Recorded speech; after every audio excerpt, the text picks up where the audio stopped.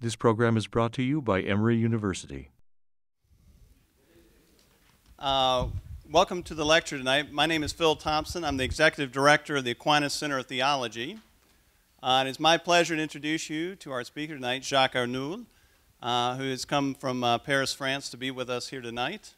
Couple of quick things on the introduction. You have some information with you. One is on April 14th, our second major Catholic speaker will be President Jenkins of Notre Dame. So if you would, take a look at that information. The tickets this year are $10 each. So, you know, it is still a bargain to come to the Glenn Memorial for that event. And we really hope you will take a look at that. You also have an assessment card, so at the end of Jacques Arnoult's talk, you'll have a chance to assess him and give him a grade. And if you've ever wanted to be on the other side of being a teacher, here's your chance. But we do take it very seriously. Our board does get every single assessment for every single event we do. So it is something that helps us to sort of determine how our speakers are doing and how we're doing and how we could maybe do the function a little bit better. So those are sort of the two announcements here. One other thing, on our iTunes, if you go to our website, the Aquinas Center, www.aquinas.emory.edu, which is, you'll see that on your flyer. If you go to our website, you can see other talks that have been given. And this year we had Patrick Allett here from Emory did a wonderful lecture on Cardinal Newman. There are other lectures that you can hear on there. The Archbishop Gregory talking about the connection of work and faith. And recently, Anya Donovan from Dartmouth did a talk on honor the lost virtue. Honor the lost virtue. So you can go on the site, you can get a video, or you can download it, the audio, to your iPod. So we've entered the 21st century with our technology, and we will be also filming tonight's lecture. So if you have friends or others you think might enjoy this lecture, there'll be another opportunity to view it. Let me introduce our speaker here tonight. Oh, one further thing before I start. I should also introduce our other sponsors. The Center for Ethics here at Emory is one of the sponsors for tonight's talk. And interestingly enough, Paul Wolpe, who heads the Center for Ethics, is an advisor to NASA, an ethics advisor to NASA. And our speaker tonight, Jacques Arnould, is an ethics advisor to the French Space Agency, CNES. So they were able to talk for an hour this afternoon about the different ethical dimensions of advising space agencies. So that's one of the nice thing about these sort of speakers when they come in is it's nice to have sponsors like that and to make certain connections, even across countries where we can help out a little bit on that. Also, the Candler School of Theology and the Program for Science and Society have helped with this lecture and helped to publicize it. So now let me introduce our speaker. Our speaker, as I mentioned, is an ethics advisor to the French Space Agency. He's also an award-winning writer. He won the silver medal for the Bruyère Prize from the Académie Française, which is a little bit like winning a Pulitzer. I mean, it's very, very hard to get this kind of award. He won that for his book, The Devil's Whiskers, which the very title ought to make you wonder what that book is about. Actually, the story that I heard or read was that journalists found out that Jacques was writing a lot about the connection between science and religion. And he said, well, if you're writing about, you know, the connection between religion and science, he says, aren't you sort of tickling the devil's whiskers by doing that? So, so you can take that for what it's worth. But anyway, he's written over a dozen books, many, many articles. He's a prolific author. But I also found out this week, because I've had the opportunity to take him to my class, my Modern Catholicism class here at Emory, he's also a very generous person. He went out to lunch with my students and spent about an hour and a half, 2 hours talking with them over all sorts of issues. And he's a very gracious and humble person, in addition to being a fine scholar. And that combination is not always found together. So, so we are very thankful for that as well. So without further ado, he's going to talk to you a little bit about Catholicism and evolution. Evolution is one of those issues that Catholics are not really sure what we should think about that often. We're a little confused, maybe not certain what the Catholic position is or where we should be on this issue or where we should be going with this issue. So tonight, hopefully, this lecture will help to clarify that a little bit. And with that, Jacques Arnould. Thank you. Philip, thank you for your first this invitation, and after this introduction, I can only add wait and see concerning my capacity. First in your language. I'm sorry, I'm a French speaker. I'm coming from France and very proud of my own language, but now I have to speak English. I see some evaluations, so don't forget to fill your evaluation concerning my talk, so wait and see for me too. I'm very happy to share with you this time concerning Catholicism and evolution. It's a real interesting topic, not only to see in the past direction or in the present, but to prepare the future.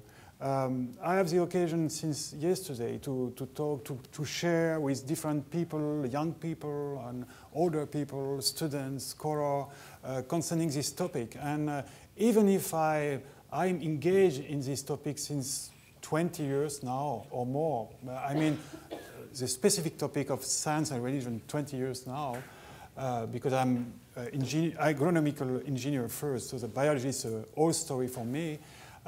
Again and again, when I have this occasion to share discussion with people concerning this topic, I say myself, oh, it's a real interesting topic for my way of being human, of being Christian, of being believer. It's a very important topic. Again, not only as historian, a PhD in history of science, but to prepare the future. I try to share with you this evening some of my reflection, but as you know now, Philip, for me the best time is the debate, the time during which we can share our interrogation, our reflection.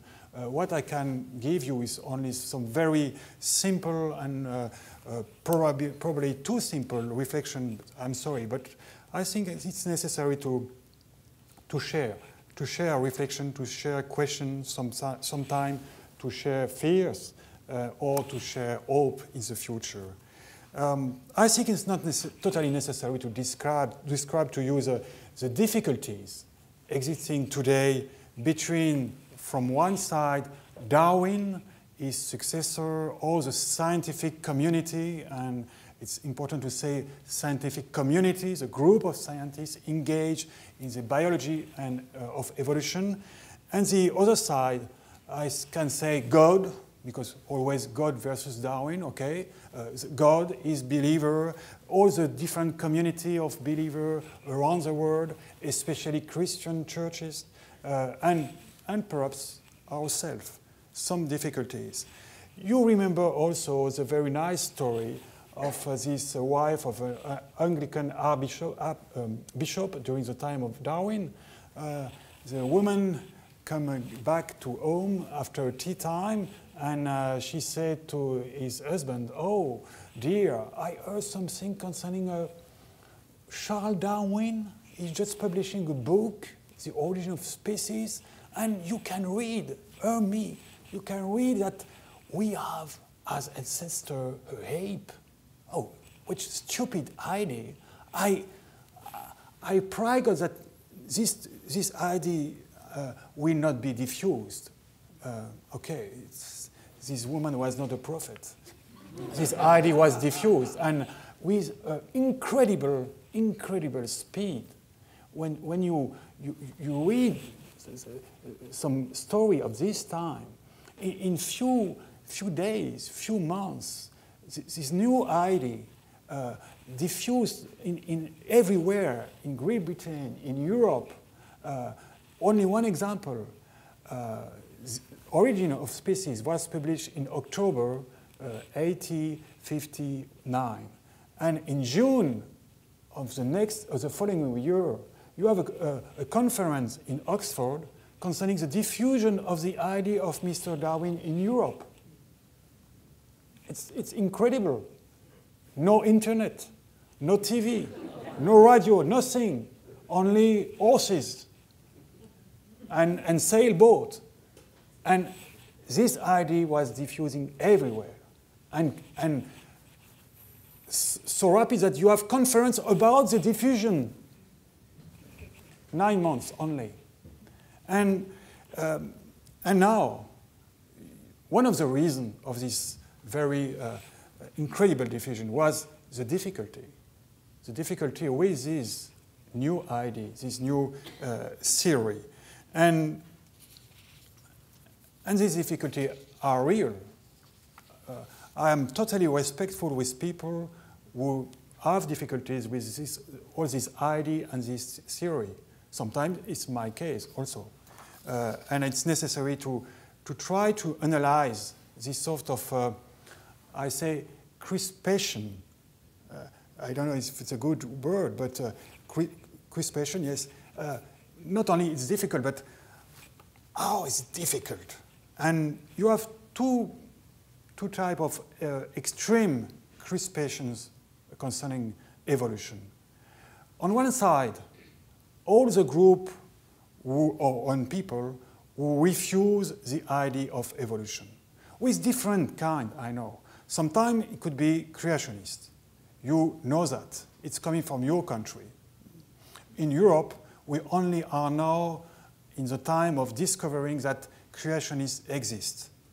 During a long time, it's American people. And it's a sort of mode coming from, perhaps from America, but or poor American people. They are on this state of intelligence. I heard sometimes that. I'm sorry, I gave you the European point of view of creationists. But now we discover that it exists in France too, even in France. The country of laicity, the country of distinction between religion and public affair. We have now this problem with creationism. Not the same as in your country, it's more coming from Muslim and Islamic community. It's some differences to manage that, but it exists. With creationism, if perhaps we can introduce a very, very simple typology. For some creationists, science doesn't exist. It's very simple. You can say what you want as scientists. It's not my job. I am a believer, and it's enough for me. It's not a stupid attitude, because I prefer that to people. We try to destroy science sometimes. It's better to do, okay, it's something different. And you can find sometimes this sort of attitude, for example, in Karl Barth's works. He says, science is science, but to do my job as theologian, and I give more idea what I mean by theologian after, I don't need science. I'm not against science, it's something another. What you know more, especially in your country, what I know concerning your country, I'm sorry, but perhaps it's wrong, but you can contradict me.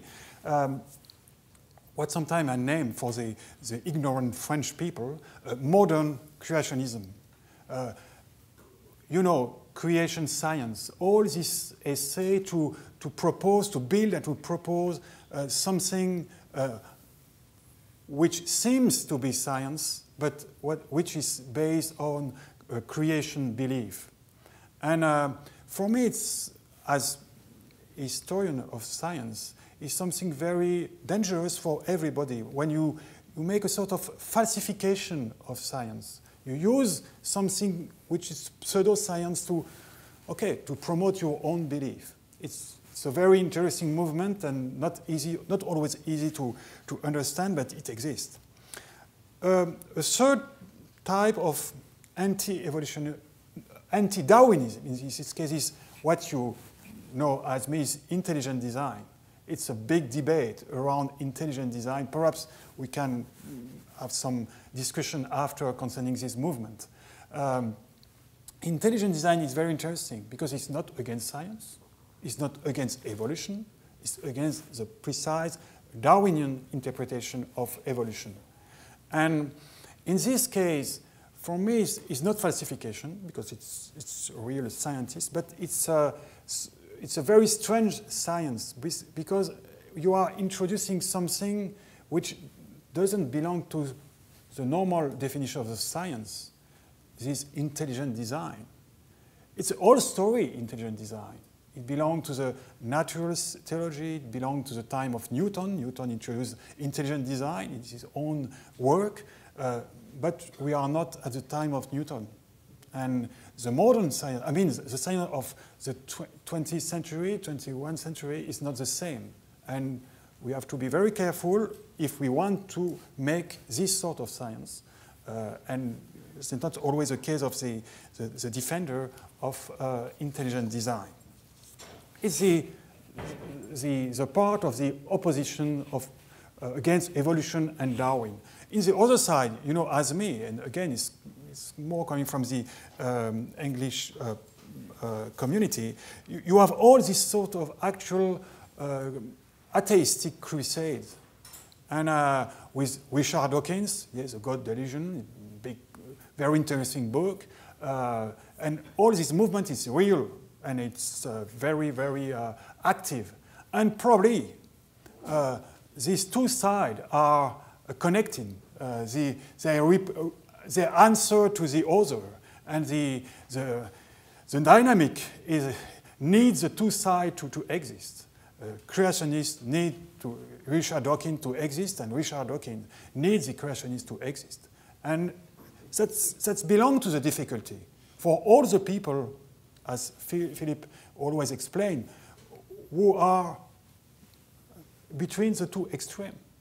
A lot of people trying to make good science, to be good believer, to go forward with their own knowledge, in their own belief, and how to manage that. It's a real challenging question for today and again for the future.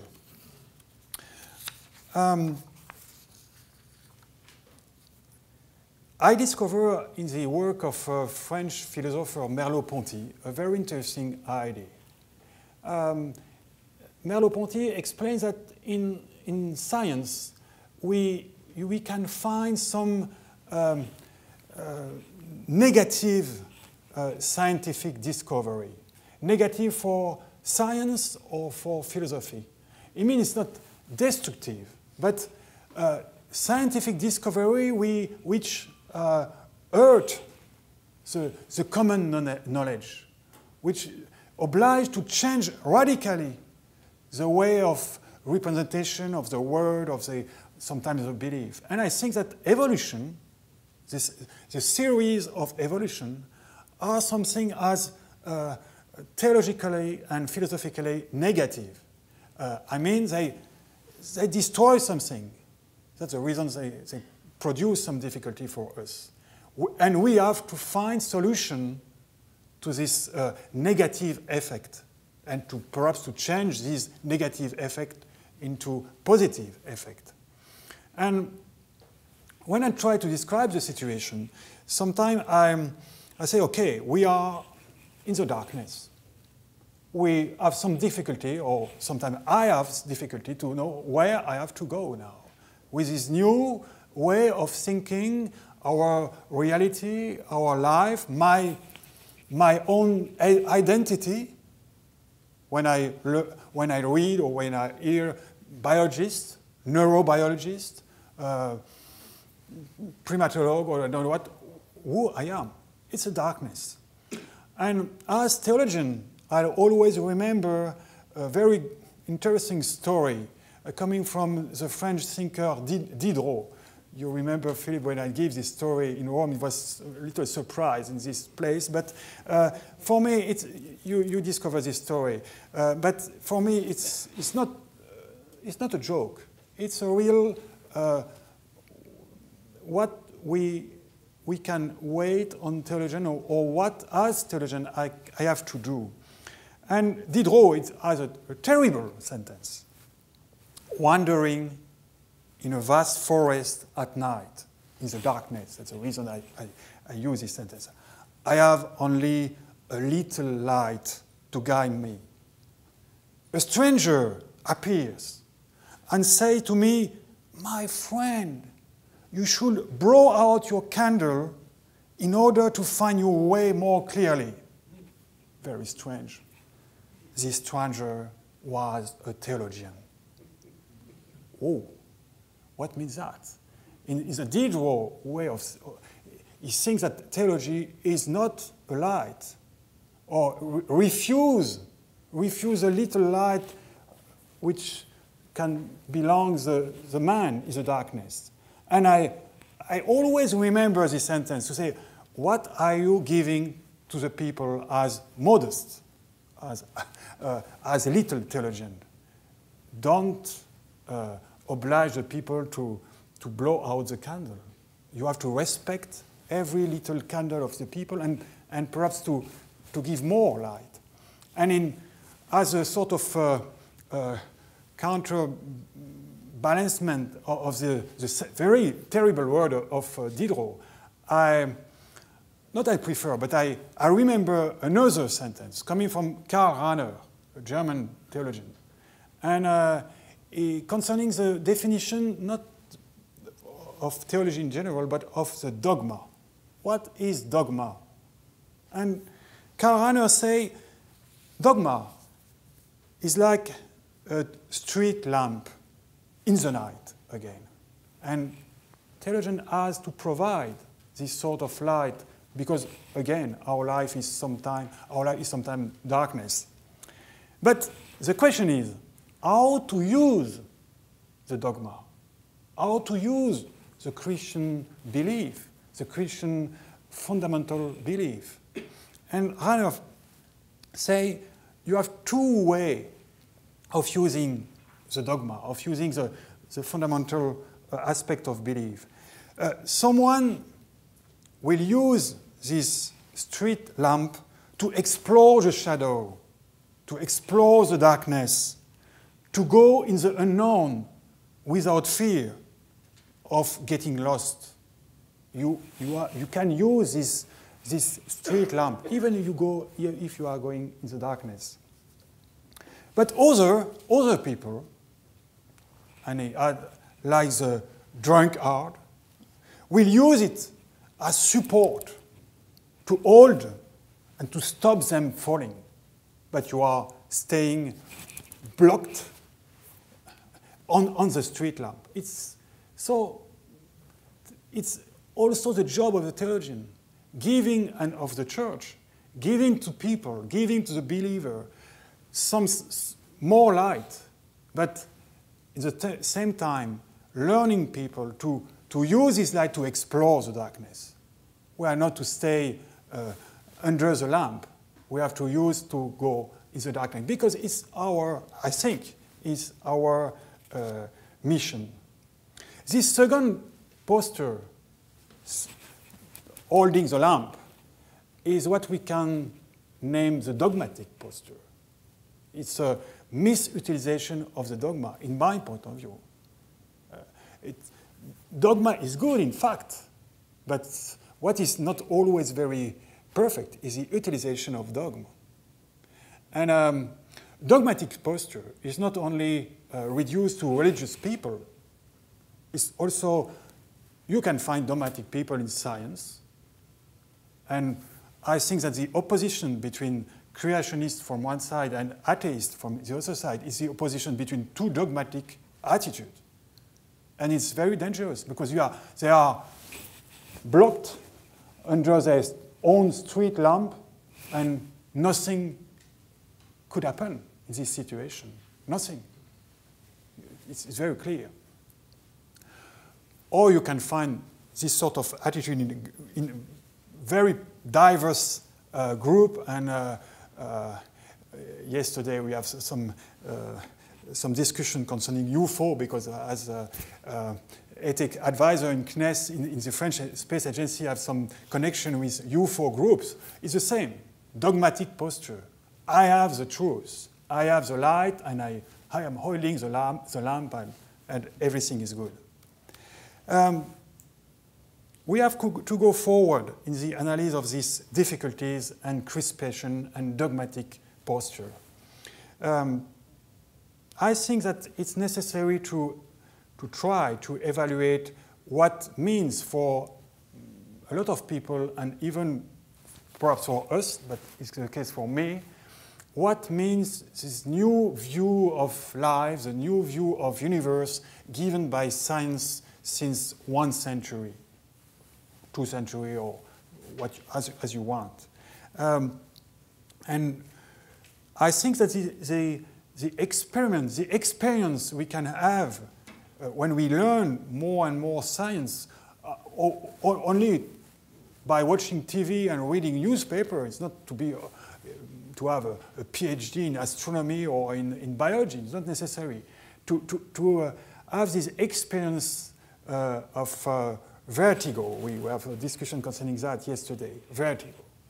It's what we have now before us. It's a sort of abyssal situation. Everything is bigger and bigger, or deeper and deeper, and we can experience this sort of fascination of, say, what is before me.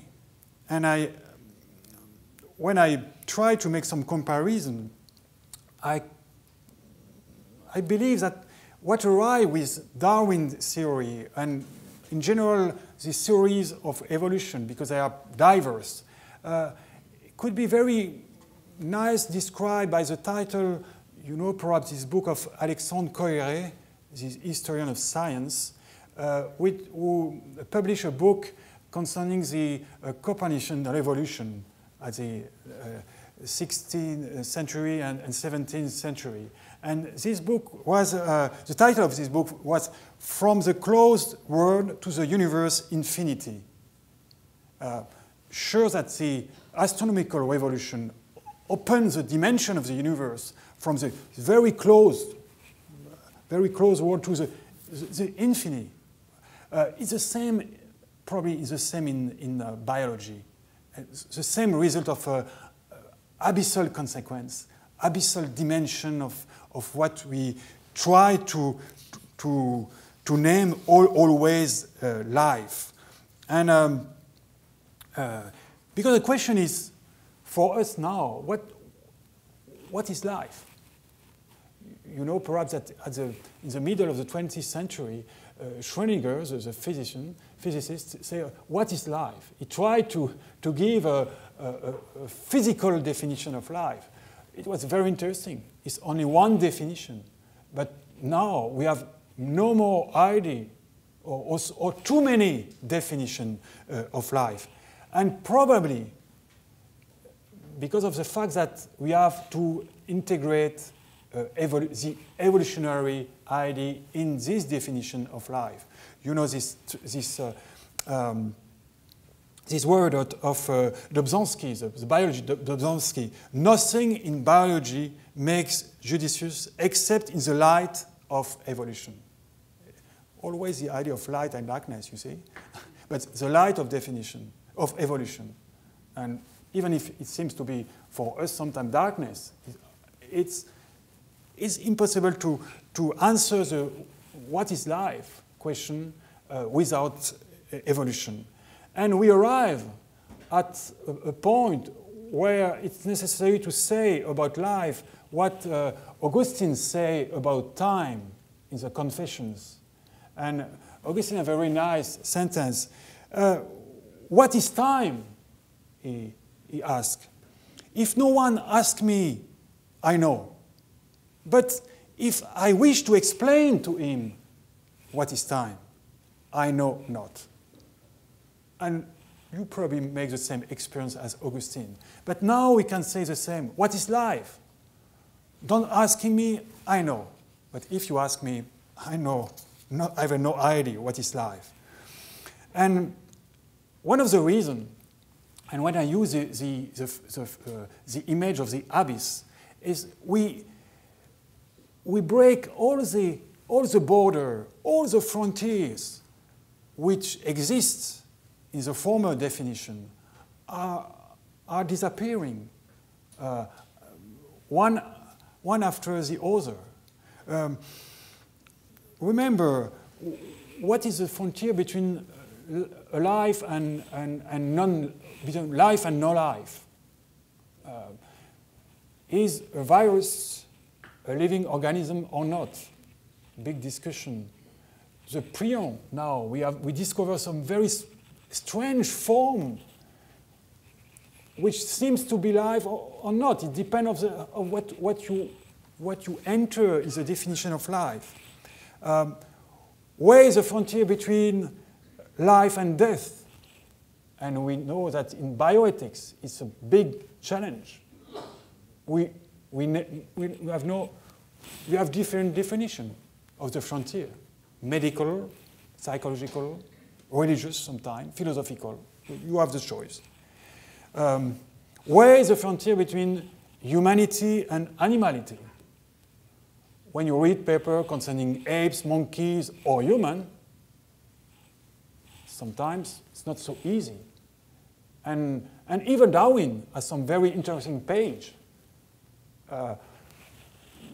not only from the scientific point of view, but only the personal experience. And you read perhaps this very nice page, very nice, I mean, dramatic page, saying, okay, Darwin explained that when he sees some monkeys and the attitude of monkeys, he said, I prefer to have some connection with these monkeys that other people around the world, which seems totally stupid and incredible, with an incredible cruelty. Okay, where is the frontier between humanity and animality? Between masculine and feminine? And perhaps tomorrow, again, my space hut, between terrestrial and extraterrestrial. If tomorrow a NASA mission finds some proof of life in another planet, what arrives with the frontier between terrestrial and extraterrestrial life? It's a very interesting question for astrobiology. And all these difficulties to define life have real consequence on ethical reflection and how to introduce these difficulties in bioethics. During my meeting here with Paul, we say how to take very seriously in bioethics reflection the word of Dobzhansky, no biology without evolution. Have we introduced evolution in bioethics reflection until now? Not really. We know, but it's far from the concrete discussion, reflection, and perspective. This question of frontiers, and I now perhaps introduce more in theological domain, as a very simple example. Simple to name, is a question of species. If you have some idea in biology, you see that now we have we have the same difficulties with species to define what is a species, the same difficulty as what has to be to define what is life. If you try to find definition in an encyclopedia or a book of biology, you find numerous propositions of definition. Topological, morphological, reproductive, phylogenetic, I find cladistic, ecological, genetic, phenotypical, and so.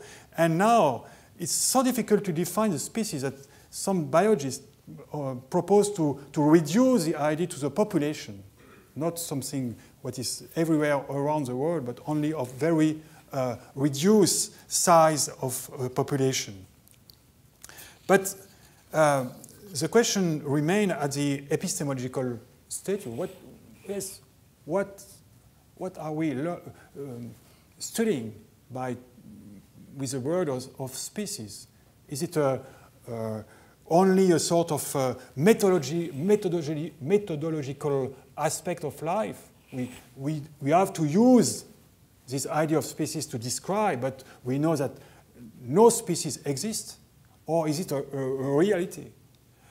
For the philosophy of science is very interesting because we know that using the idea of species, using an idea of essentialist approach of nature, the fact that everything is different from the other, It was the beginning of the modern science and the modern biology. Carl Linnaeus started his study by using this essentialist idea to describe the 100,000 and million of species. It was based on the idea of each species is different from the other. But for believer, when we say species, we have in our mind the beginning of the Genesis. And it is in the past. He was in connection. Carl Linnaeus was a believer. He reads the Bible. He believes that at the beginning, God created each species different from the other. And he found his own research on this belief. It was a total correspondence or concordance between the Bible and the scientific program. We know now that it's not so easy. And we have to change this way of reading and this way of concordism between science and religion. And it's a real challenge to recognize that what was right before is wrong now. And by this example of species, it's a very simple, I'm sorry, but very simple introduction of the great debate of modern exegesis. The introduction of science in the way of reading and studying the Bible. You know as me that it was a big debate, especially in the Catholic Church at the end of the 19th century, at the beginning of the 20th century, how we have to read the Bible. Is it possible to study the Bible? What means the idea of literary kind? And it was a big, big debate. I am working now on this, not especially of this topic, but in the context of the French Catholic Church at the end of the 19th century, at the beginning of the 20th century. Until now, I have no idea of the violence of the debate and a real crisis for Catholic people. They don't understand where they have to go. It was all what we name now the modernist or anti-modernist crisis. And I think in this time, there were no winner. Everyone was a victim, in fact, of this sort of crisis. People who are condemned, and you know perhaps some name, I mean in the French community, I was Alfred Loisy, engaged in the Bible study, or a Dominican father, Dalmas Leroy, who tried to study the science and say, okay, what we can accept in science and what is not acceptable from the religious point of view. He was condemned. Or after the famous Teilhard de Chardin shows that it's the same. And it was very difficult to admit that something has to change in the way of reading the Bible. Even if it was always, at the same time, to stay Christian or to stay Catholic, but to change this way of reading, to change, to accept that a literalistic lecture could be wrong, even in the Christian tradition. And it was necessary to read again Augustine, to read all the early fathers who have this idea of the different type of books in the Bible, the different type of literature, the different type of idea coming from the Bible. And when we choose this title of this conference, a problem of opportunities, I think that it was probably the first example of opportunities, even if it was a real difficult time with, again, condemnation from different people. It was the opportunity for the church to go forward, to say, okay, even if it's difficult, we have to abandon this literary or literature or this concordism posture with the Bible. we have to accept that the Bible is not a scientific book, it's not an historical book, even if it can contain scientific elements or historical elements, but it's not an historical book at all. It's necessary to do that. And I think at the occasion of this scientific discovery concerning especially evolution, by the real engagement of people as Teilhard, as Leroy, as Loisy, and the others, the Catholic Church has the occasion to go forward and I think, to enrich the Christian tradition in the way, especially in the way of reading the Bible. And what we now use from the official declaration, encyclic, and the other is coming from this very difficult but real experience and engagement of the people. Even if today remains a question, when I read the Bible, how to read the Bible? It's not, we have not solved all the questions. Where is the frontier between poetic text and historical text and legal text? And always the question of frontier exists, but for me it's a good example of the very interesting idea of tradition. Tradition is always alive. Tradition is not something which we can stop at what moment. It's a dead tradition is not interesting. Or if you want to stop the tradition, it's immediately the death of this tradition. And if I am confident in the church, is the living church, the living tradition, the fact that we can share our own experience, we can read the Bible together, we can sometimes have some different ideas, some different interpretation, and this only way to not to stay under the street lamp saying it is a good interpretation. No, it's one interpretation at this moment. I have to go in the darkness with the lamp of the Bible and this living tradition. I want to stay one moment more with this idea of species, because for the Bible, the main occupation or the main idea is not, okay, this essentialist way of thinking. The purpose of the Bible is not to found the natural history of Linnaeus, sure. But behind this description of the creation, we have something very important and very difficult at the same time, is the idea of the design of the creation.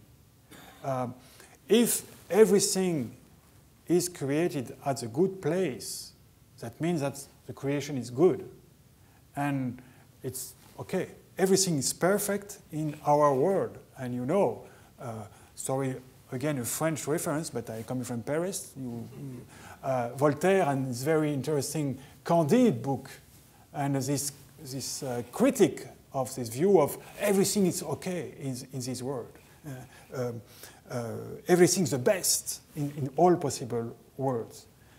But is it possible to say that after the work, the theory and the idea of Darwin? No. Even if you can read at the end of The Origin of Species a very nice page where Darwin make a nice description of nature, a sort of contemplation of nature, a very old style page, what you can read just before is not so beautiful. And in some page, Darwin explains that how horrible is the nature. These big cows, the struggle for life, the presence of violence, and after that is quite impossible to maintain the idea, or to maintain this simple idea. Oh no, everything is okay. It's a candid position. I mean, you are innocent, you are a little naive, but watch at the nature around you. And what is interesting is to, when you study the different scientists, when they began to make philosophy. If you are astronomer, you don't have the same reflection as if you are biologist. Sometimes I met some colleagues in astronomy. It's quite always possible to say, oh, as the universe is beautiful. I take the Hubble picture, wow, it's nice, it's perfect, okay. But if I am biologist, I don't have the same meditation, the same contemplation, because, okay, sometimes it's very nice, but a lot of time is violence, is sort of combination of yes, birth and death, and you know, as me, a chaos and a dramatic waste of matter, waste of life. If you have, for one species alive today on Earth, you have 1,000 which appear during the history of life, and means 999 disappear. Wow, it's not efficient. It's totally stupid, no? Perhaps it's a big waste. And how now to say, okay, God created that and saw that it was good. And to give a little reference to my dear Teilhard de Chardin, if you have read his book, The Phenomena of Man, during all the book, it's a very nice description of the emergence of life and of human being, of consciousness, during all this long story. And at the end, Teilhard say, oh, I forget something. I'm sorry. The question of evil. And he say, okay, something, you have to recognize that it's some excess in evil. And you know as me that they are trying to understand why this chaotic situation, why this struggle for life, why this waste of matter of life. But they are as recognized, even in this optimistic view, that it's too much. It's an excess of evil, and it's not easy to understand, to accept and to understand this evil. And I think that it's right. It's a real question, especially for believer, to see this description of life and this presence of so many strange things. And you can, at this point, you say, okay, we are probably at a very interesting point in theology, and probably is one of the discovery in the, especially in the Catholic domain, the necessity today to rediscover the link between creation and redemption.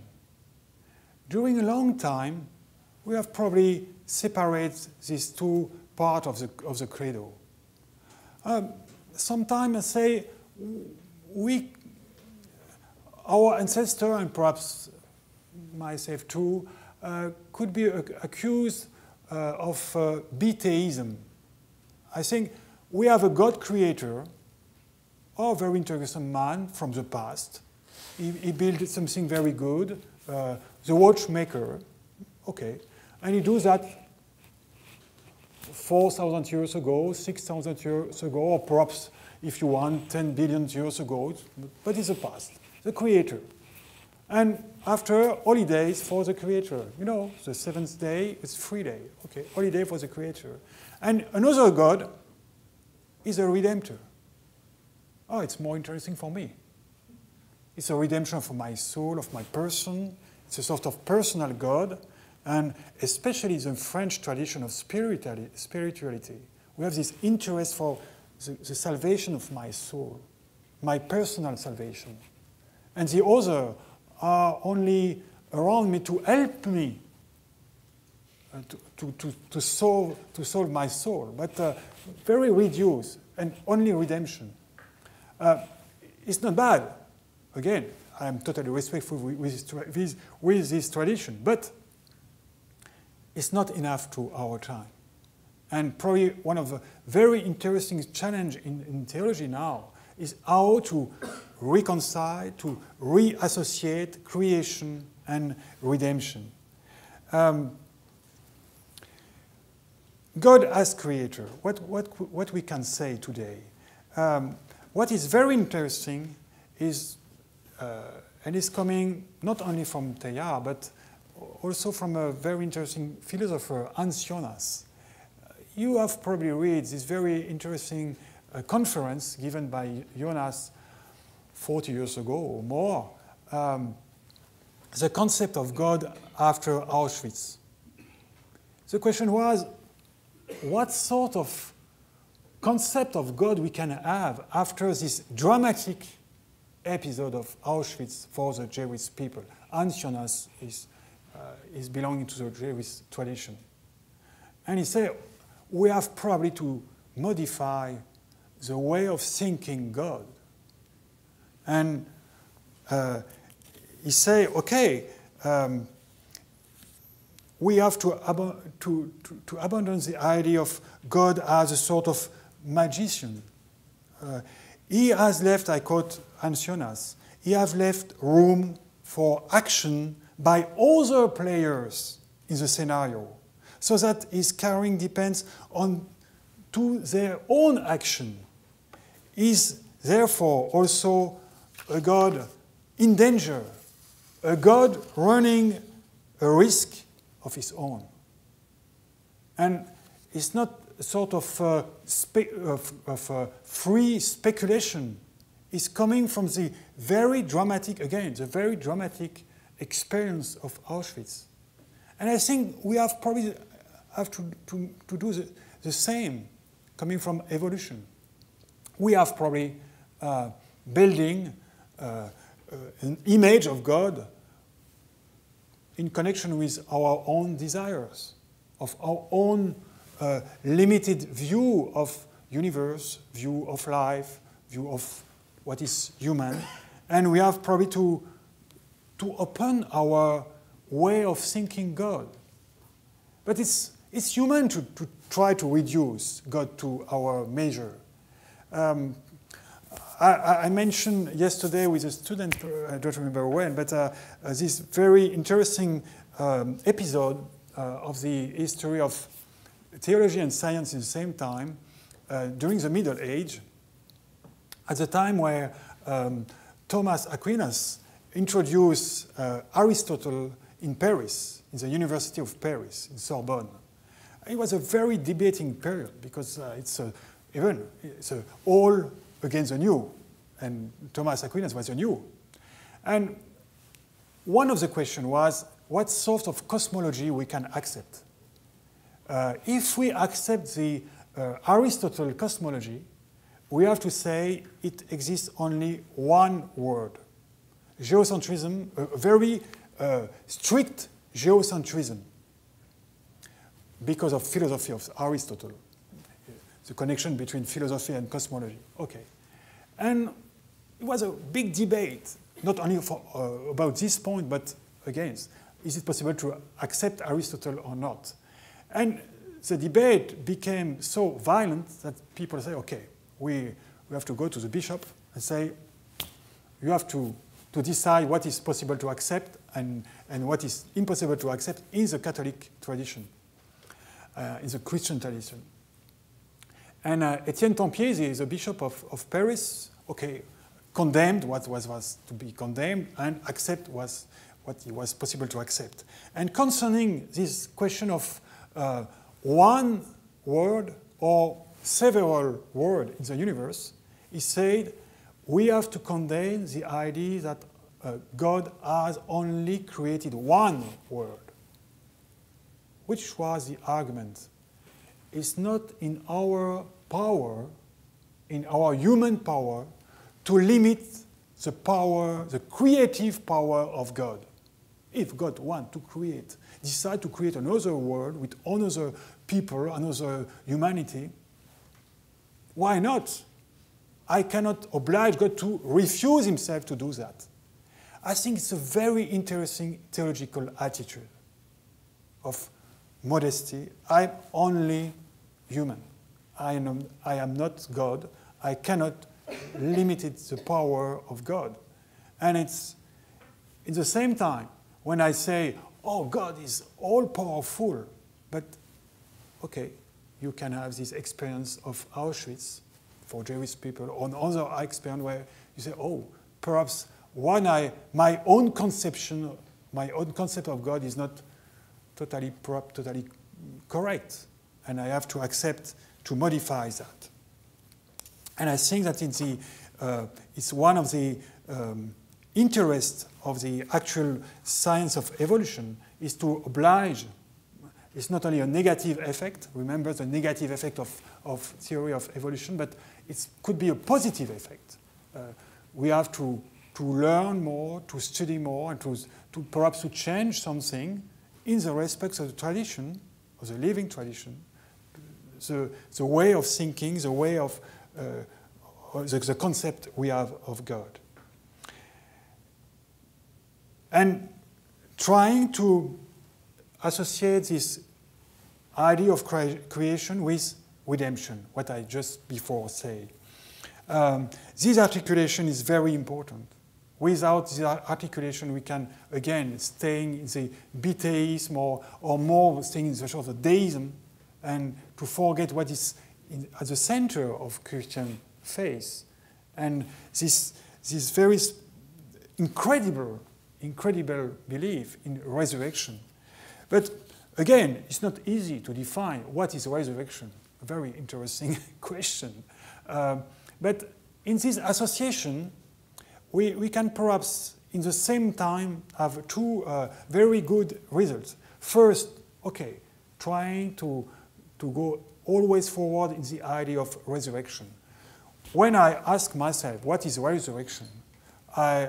It's not easy to answer. There's so many ways to, on so many questions. You know, as me, in the tradition, sometimes people ask the question, but at which age we will have the resurrection? It's a perfect, which is the perfect age of the resurrection for everybody? Or my very simple answer is, read the Bible and discover how many times it is written, God remember. God never forget you. For me, the more simple definition of resurrection. He forget nothing, nobody, and nothing of you. And if you have to contemplate the Christ in the morning of Easter time, you can see everything of his life, of his terrestrial life, even the mark of the Passion. And God never forget. And if you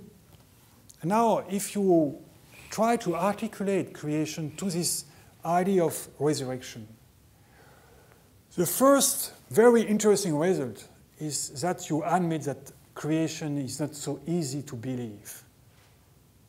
I think that quite everybody is agree with the idea that resurrection is not easy to believe. Perhaps it's your situation, but my situation is not easy, because the experience of death, it's quite daily experience. Resurrection, I'm sorry, but it's not a daily experience. But creation is at the same level of difficulty of belief.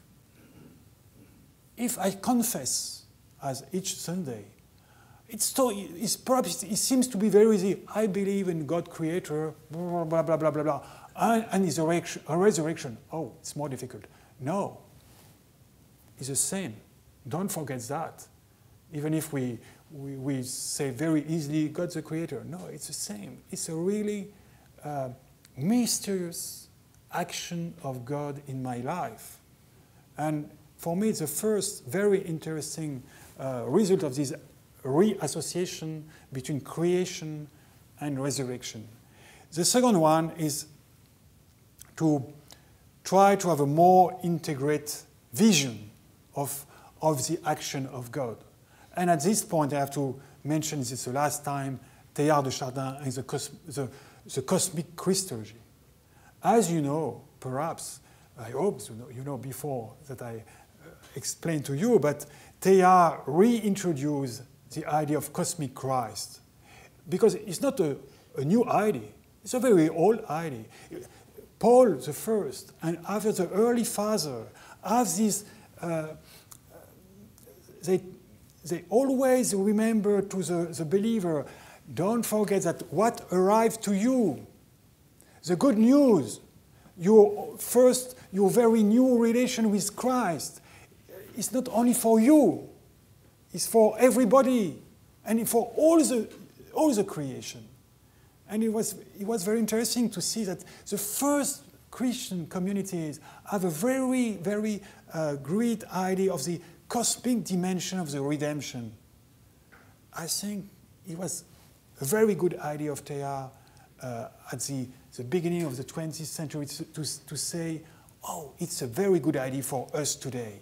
Because by the way of science, by the way of the new discovery, we are now entering a always bigger and bigger universe. And we have this possibility to understand that as believer by using this cosmic dimension of redemption. And for me, it's a very interesting field of research for the present and the future in theology. Not only Teilhard de Chardin, but using this way, this perspective, saying it's probably something for us and for the new generation, this cosmic Christ. Never forget that Teilhard was a Christian. Even if it can be used by so many people in so diverse culture, but but first he was a Christian. For me, it's the same as with Franciscus of Assisi. Is used by so many people, so many thinkers, and movement, ecological movement. But don't forget, he was first a Christian. He was a Christocentric man, and Teilhard also was a Christocentric man. Okay, I was too. I have only a question, in fact, and perhaps it's to introduce the debate. I have what remains for me as a very difficult question is how to found apostolic posture as Christian believer, as member of a Catholic Church, how to find an apostolic posture. At the same time, I have to respect the difference between science and faith. We mentioned a lot of time since yesterday the necessity to distinguish science from religion. And you know, as me, it was the debate during the Galileo time, and again, 10 years ago, Stephen Jay Gould asked for the no overlapping principle, the two magisterium, as he said, science from one side, religion from the other side. We have to respect the difference, but after that, how to share my belief if I make a too strict difference between, or I say, okay, it's a different domain, but how to share my belief? Perhaps a perspective could be what Father Dalmas Leroy, I mentioned just before. He was living at the end of the 19th century, one of the first Catholic, French Catholic theologians interested by Darwin and the idea of evolution. And when he published his book concerning this question, he said, we have to, I try to find the good quotation. Yes, he said, let us return to Caesar what belonged to Caesar. In order to invite Caesar to return to God, was returned to God. And you see, it's not an attitude to, I want to have the power on the other. I want to I don't know, it's an English expression, but to draw the cover to me. Okay, it's your job as scientific. It's your responsibility. And first to recognize and to respect the different competence. And after to say, okay, now with this respectful attitude, we can perhaps share something concerning your belief, the question of transcendence, and the more religious.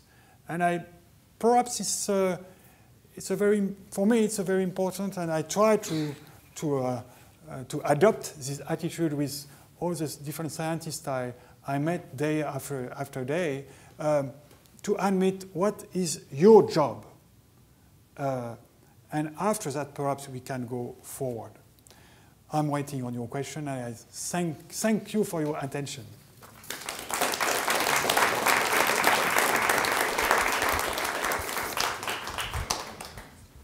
If you would, if you've got a question, I'll give you the microphone, and you can ask your questions. So, Carl. Two things that I'm curious about how you think about them. The devil, the concept of intrinsic evil, and free will. And free will, you know, we've got lectures now, one down at Georgia State last week. My brain made me do it.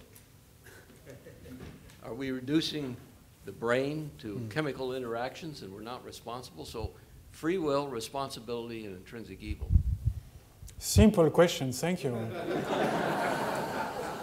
Even if I have wrote a book concerning the Whiskers of the devil, I'm not a specialist on this question, but you have the explanation of this title.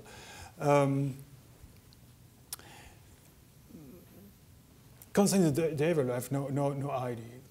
But concerning the free will, I can only say it's a very important question. If we refuse a part of free will, everything concerning the sins, the redemption, and what you want is disappearing. So you can perhaps elaborate something, but at least it's a question of faith. I mean, you believe or not. If I believe to the redemption, if I believe the fact that Christ gave me the salvation, in fact, I admit that something was wrong or something is wrong, and it depends on my own will. It's something very connected. I know, as you, all what we can hear concerning the brain and the neurobiology, but when I say my brain, it's me. Even if I am not totally, it's not possible to control everything in my brain, or sometimes I cannot control my hand or my foot or what, or my stomach, it's me. And it's not an easy question. It's when I said the frontier disappear in what we know now because of science, one frontier more is what you mentioned. I'm sorry, what is in my head belongs to me. It's not your brain, it's my brain. Even if I know what sort of games this brain could make for my conscience. What is difficult is all the question now with judgment, with the responsibility, and how to manage the fact that, okay, I am a murderer of my neighbor, but I was in this very specific situation, and we try to adapt the judgment by all this new data coming from medicine or science. But if we abandon the fact of we have a part of liberty and a part of responsibility, for the faith is very important. It's a question of redemption. And after for the sin, you see, I don't refuse the sin, but for me the redemption is first, as you can read in Paul. The fact is, everybody can be redeemed by Christ. and because everybody is in the same sinful situation. But after I agree with you, science is not always very easy to introduce. It is very old theological elaboration. But it is perhaps a place where we have to make the difference between what science can say about me, about my conscience, about my brain and my stomach and what you want, about the identity of the person, the singularity of the person, and what is belong to the fundamental base of the faith. And it's not always a question of opposition, but it's something different. Sometimes I say, well, not time enough to say you before, but when we make a distinction, it's not a sort of a Yalta Treaty. It's not the same territory. Take care. We can make a distinction, but it's not a sort of, okay, you have this territory and you have this territory. It's not the same. It's more complex. And perhaps it's too complex for me today. But if I maintain the idea of the free will and the possibility to do the evil, is in the direction that, for me, it's important to. I believe in the salvation given by Christ to everybody, at every time, and until the last moment. I love the bon larron. It's a bon larron who can on the cross. Yes, it's very nice. It's very important to believe in that. For me, I mean, because I hope to be the bon larron. Not sure.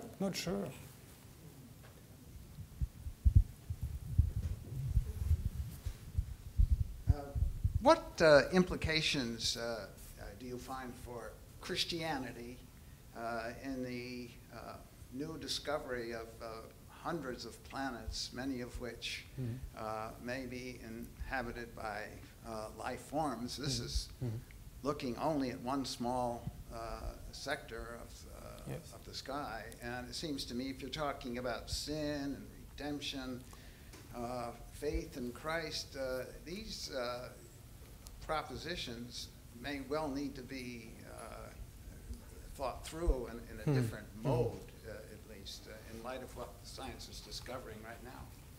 It's a very interesting question, and you have a part of the answer, what I mentioned by this history of Etienne Tempier and this Middle Age story, but it's not enough.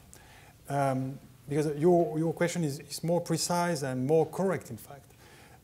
Until the time of Copernicus and Galileo and Kepler, the question was concerning the concept of God creator. Is God able to create more than one earth and one humankind? And okay, it was more the capacity of creation of God, because people have only a reduced idea of the universe, what they can see in the sky with their own eyes. After Galileo, after the utilization of all the optical instruments and so, it was clear that the universe was bigger than what I can see immediately. So the capacity of creation of God was, you have to admit that, was not the question. And the question was, or became what you mentioned, the question of the redemption. And you find a diverse solution, as ever, as always in theology. And sometimes very strange solution. I read a very interesting conference from Teilhard concerning this point, because he was always in the cosmic Christology perspective. And he mentioned a theologian, I think it was an American theologian, I'm sorry, but explaining at the time of the first UFO, it was in the 50s. And these theologians say, oh, take care when arrives the first ET, the first on Earth, because they don't know the sin and they are immortal. it's impossible to murder them because they don't know the death, because they don't know the sins. It's another creation. This sort of analysis is quite stupid, I'm sorry, but it's not. But at the same time, the question is real. But again, don't try to solve the solution for the other. Or you can make theology fiction, and you have this sort of theological fiction. But for me, the question is, what is my way of thinking redemption? Is perhaps reduced to, again, my soul, or the people as me. But again, if God decides to redeem everyone in the universe, even the little green man or the big red man or what you want, it's not in my power to reduce his power.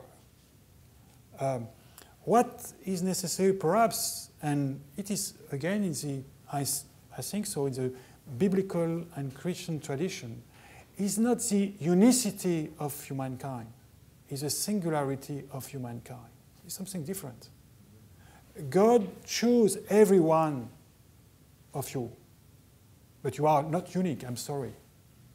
You are not, but you are singular because of your status of creature of God. And you are created in his image.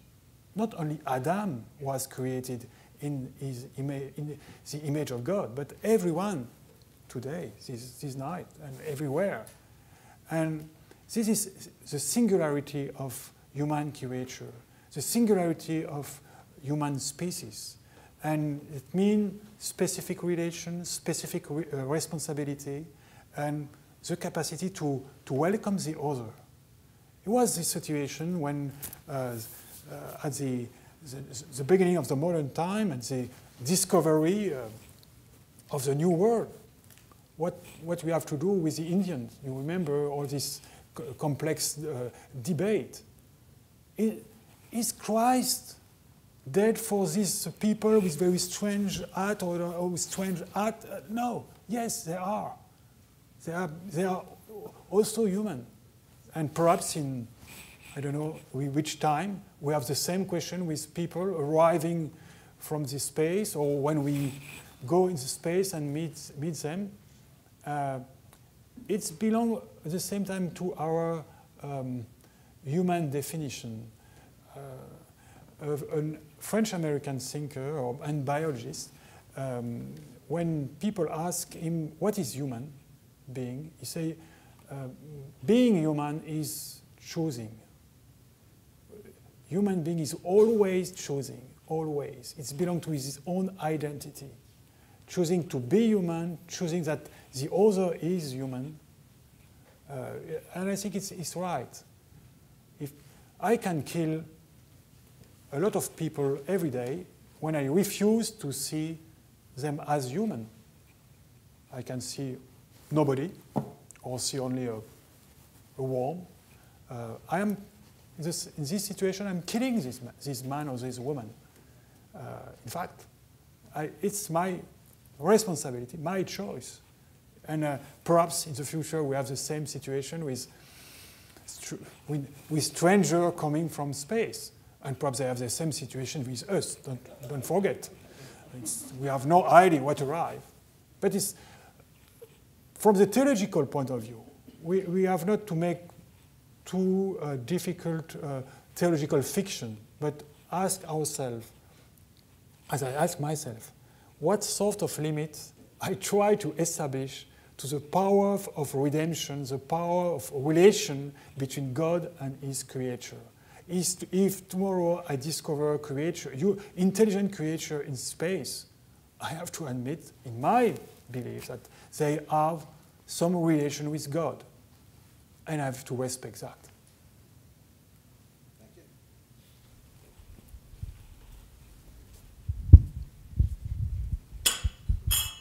Thank you. You stated during the lecture that the opposition between creationists and evolutionists is the effect of dogmatic posturing, and you gave the image of the two holding on to different lampposts, maybe on opposite sides of the street. But isn't it rather the case they misunderstand what true dogma is? They've misidentified what the truths of each of those sciences are. And if they were to understand what each theology and the natural sciences have actually proved and know for certain, then they would be able to be reconciled. Isn't there a relationship between the two? Yes, you're right. It's a misunderstanding of their own dogma and the dogma of the other. It's clear when you read some creationist books and papers, and when you read, for example, Dawkins. I'm totally respectful with the scientific work of Dawkins. It's not stupid, but what he wrote concerning religion, he seems to be totally ignorant, especially for the European culture. I'm sorry, but I don't find it's an ignorance, and ignore what is the content of religion attitude, and he's telling his own, as you said, this is dogmatic posture. I have the truth as scientist, and I have to impose to you my own belief or my own dogma. That's the reason I introduced at the end my dear Father Leroy, saying, let us return to Caesar what belongs to Caesar. And when you accept to do that, you have to know what belongs to Caesar. When I say, scientists, do your job, I have to be a little informed what is the job of the scientist.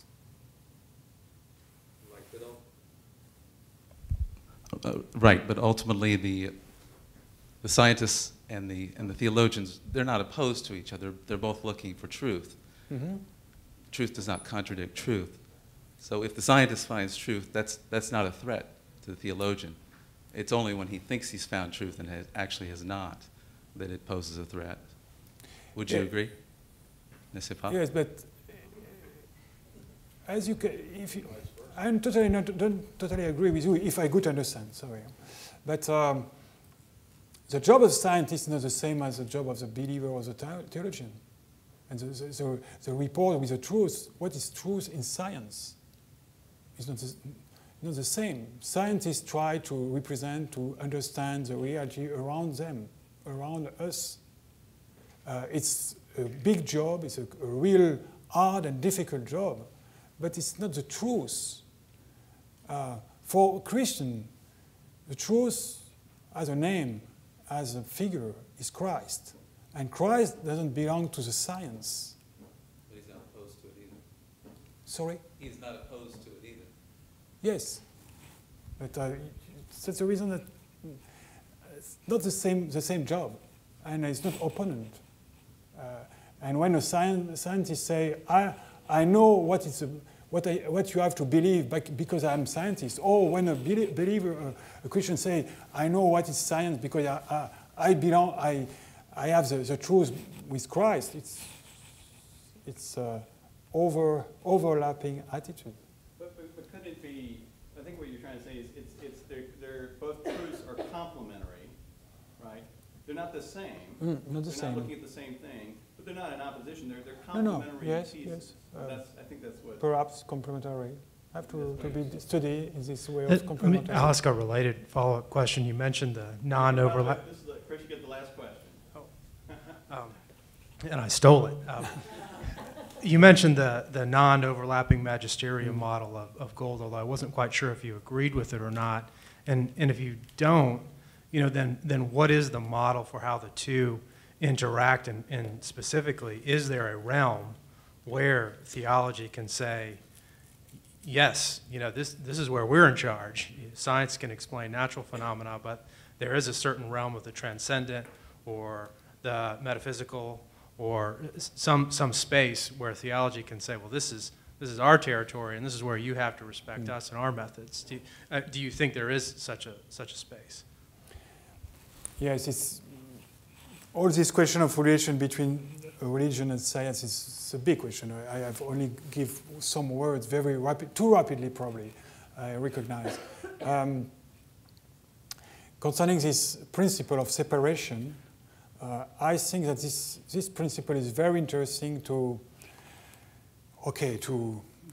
reduce the debate and the opposition, all the struggle sometimes between different group and people, to say, okay, go each one in the corner and stay quiet, and perhaps now we can begin to speak together. Sometimes it's very difficult to do that. I participate to debate where it was literally chaotic, and it was necessary to say, okay, we separate the enemies. And after, it's necessary to establish relation, dialogue, and again, as Laura said, what is your job? What is your job? What is your truth? What means truth for you? Okay. But another necessity is to avoid a sort of schizophrenic situation. And I remember when Gould, in his book, where he introduced this principle, when his book was translated in French, the editor had a very interesting commentary from a philosopher of science, a French philosopher of science, and he explains this challenge. Take care to make the distinction to avoid or to calmer les esprits, to calm the spirits. But after that, don't forget that human being normally is not schizophrenic. And concerning the main question, where I am coming from, where I am going, what is my origin, what is being human, I use so many information, so many knowledge, between scientific knowledge, between belief, between culture, and everyone try to make a synthesis of all this data and try to avoid to become schizophrenic. So it's a second step, and very important step. That's at the individual level or at the common level to introduce a dialogue. And it's clear in the concerning the ethical challenge of our society. I don't know how it's in your society, but in my society, next year probably, or perhaps in 2 years, we have the celebration of the 30th anniversary of the National Ethical Committee. 30 years. And the question is always, is it necessary to introduce a theologian, or a Christian representative in this committee? And my answer is yes, because we know that the competence of this person is different of the competence of the scientist. But when a society has to decide what sort of ethics we have to introduce in our society, everybody has to be invited to share this responsibility and to try to give some very simple and very prudent information or invitation, and not to stay at the schizophrenic or more status. But sometimes it's the first, I think today it's sometimes really the necessity. I have so many examples of where people introduce, say, I am competent in your field, I'm sorry, but no, it's difficult to be competent in our own domain. Don't try to be competent in the domain of the other. But it's only, again, the first step. So, and I think, Chris, what he's saying is, and this makes a lot of sense, is you separate first in your own competency. You don't try to dominate one another, right? You accept your competencies. Then you come step two, come together for dialogue, accepting that first step, right? So then you have a much more constructive discussion and dialogue and possibility. And that's the complexity of religion and science dialogue, which anybody who's been involved in is really, it's both wonderful, but it's also, it's difficult for both sides to do.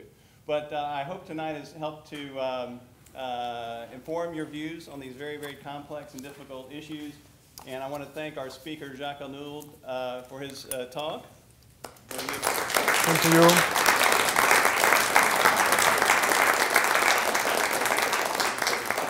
want to thank him for his courage of speaking in another language on a complex topic. Anybody who's done that realizes that. Thank you. Merci. Merci beaucoup. So with that, you have your assessment cards. If you would fill those out. If you don't have one, we have cards and pencils down here. We'd love to know what you think. Thank you.